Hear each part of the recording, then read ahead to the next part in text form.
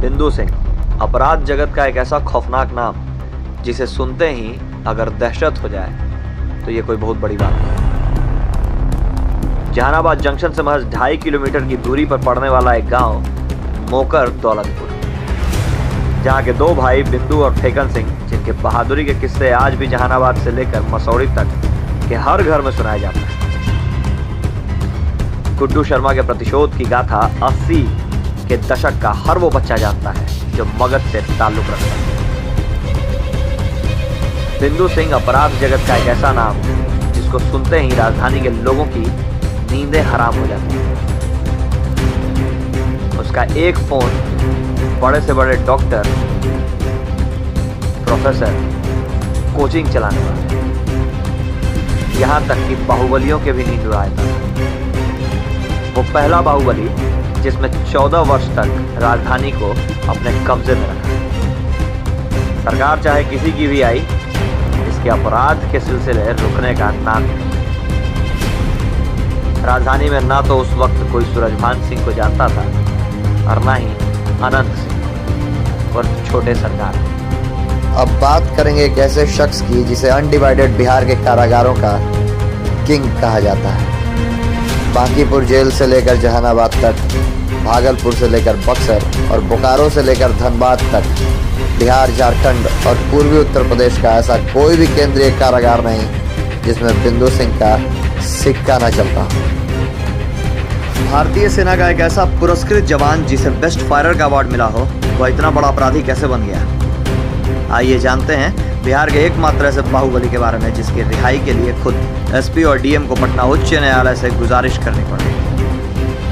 78 में 17.5 वर्ष की उम्र में पहली बार आर्मी ज्वाइन करने के बाद 5.5 साल सेवा देने के उपरांत 82 में बिंदु सिंह अपने गांव दौलतपुर आया था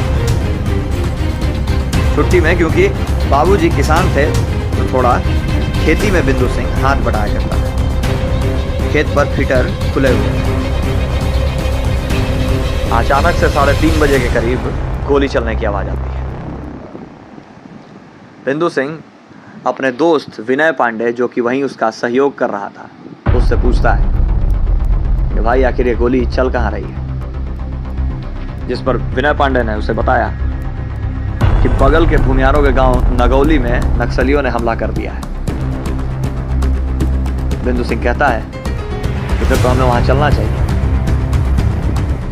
जिसके उत्तर में विनय पांडे का जवाब आता है कि पूरे भूमियारों का ठेका क्या हम ही लोगों ने ले रखा है, जिसे जरूरत होगा वो खुद मदद मांगने यहाँ पहुंचेगा, अपना काम करो। अब ये बातें चली रही थी कि नगौली से दौलतपुर की तरफ एक लड़का दौड़ता हुआ आ रहा है। उसने गांव वालों से मदद मांगी तो गांव वालों ने खेत की तरफ इशारा करते हुए बिंदु सिंह की तरफ भेज दिया। वो लड़का बिंदु सिंह के पास दौड़ता हुआ आया। बिंदु दा, जल्दी चलिए नहीं तो डोहिया वाला कांड हो जाएगा।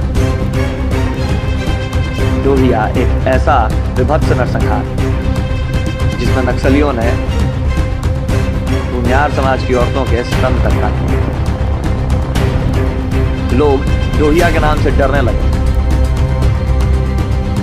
और यही कारण था कि बिंदु सिंह सीधे अपने घर की ओर भागा। Track suit, track pant, north star जूता और अपनी पत्नी से 3006 का राइफल मार गोलियों का बेल्ट लेकर सीधे नगौली की ओर निकल पड़ा। रास्ते में एक बच्चे ने आवाज दी कि बिंदु दा रुकिए, फेकन दा भी साथ जाएंगे। बिंदु सिंह ने जवाब दिया, इतने देर से क्या कर रहे थे? जब गांव की इज्जत लूटी जाएगी तो जाकर क्या करेंगे? असल में फेकन सिंह गांव के सबसे बड़े आदमी श्रीनाथ सिंह के यहाँ गए थे हथियार मांगने। उनके पास 3006 का राइफल, एक इंग्लिश बंदूक और स्मिथ का रिवॉल्वर था, लेकिन उन्होंने देने से साफ मना कर दिया। गांव वाले भी मिन्नतें करते रहे, लेकिन श्रीनाथ सिंह ने अपने हथियार बिंदु सिंह को नगौली ले जाने के लिए नहीं दिए। मजबूरन फेकन सिंह अपने भाई को अकेला जाता देखते रहे गांव वालों के साथ, लेकिन कोई अच्छा हथियार न होने की वजह से मदद नहीं कर पाए। बिंदु सिंह जब नगौली पहुंचा, नक्सलियों की नज़र पहले ही उस पर पड़ चुकी थी। एक नाद पर पोजीशन लेकर मात्र 50 राउंड गोलियों से 3.5 घंटे तक नक्सलियों का सामना करता रहा। काउंटर करने के अंदाज से नक्सलियों को यह तो साफ हो गया था कि यह कोई आम गांव वाला नहीं है। बिंदु सिंह ने 550 मीटर दूर पर ही नक्सलियों को रोक रखा था। इसी बीच कुछ वर्दी में लोग बिंदु सिंह की ओर नगौली की तरफ दौड़ते हुए दिखाई प्रतीत हुए। बिंदु सिंह ने बिना सोचे 2 राउंड गोलियां उनके ऊपर चला दी, जिस पर गमछे का सिग्नल देते हुए उन लोगों ने इशारा किया। इशारे से यह साफ हो गया था कि या तो वो कोई अपना आदमी है या फिर कोई प्रशासनिक अधिकारी। करीब पहुंचते ही उन लोगों ने बिंदु सिंह को गिरफ्तार कर लिया। असल में अपने 6 पुलिसकर्मियों के साथ डीएसपी तिवारी गांव की ओर भागते आ रहे थे। पुलिस का बिंदु सिंह को हिरासत में लेना था कि पूरा गांव पुलिस वालों पर टूट पड़ा। बच्चे, बूढ़े, महिला लोगों ने पुलिस से बिंदु सिंह को अलग कर लिया और पुलिस वालों को भद्दी भद्दी गालियां देते हुए ये कहने लगे कि एक तो इतनी लेट से आए और जिसकी वजह से गांव की लाज बची है, आते ही उसे अरेस्ट कर लिया। पुलिस वालों को समझने में देर ना लगी। उन्होंने बिंदु सिंह से पूछा, क्या करते हो? कद काठी देखकर ही डीएसपी तिवारी ने अनुमान लगा लिया था। बिंदु सिंह ने कहा, फौजी हूं। डीएसपी तिवारी ने कहा, वेरी गुड। नाम? बिंदु सिंह। कुछ देर और हमारा साथ दे सकते हो? उत्तर में बिंदु सिंह ने कहा, रात में। अभी पुलिस वाले बिंदु सिंह को लेकर कुछ दूर आगे बढ़े ही थे कि नक्सलियों की नज़र उन पर पड़ गई और एक बार फिर से काउंटर शुरू हो गया।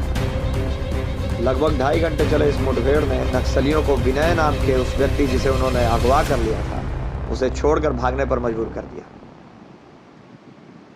दूसरे दिन रविवार पत्रिका में एक खबर छपी कि एक फौजी ने बचाई गांव की लाज। उस खबर में नगौली की पूरी घटना का जिक्र था।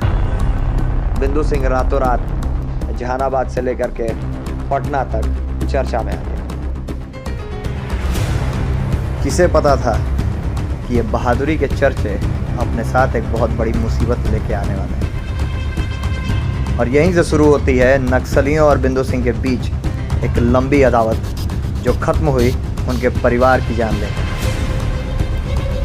अगले सेशन में बताएंगे बाकी की कहानी। नमस्कार। किसे पता था कि ये बहादुरी के चर्चे अपने साथ एक बहुत बड़ी मुसीबत लेके आने वाले हैं। और यहीं से शुरू होती है नक्सलियों और बिंदु सिंह के बीच एक लंबी अदावत, जो खत्म हुई उनके परिवार की जान लेकर। अगले सेशन में बताएंगे बाकी की कहानी। नमस्कार।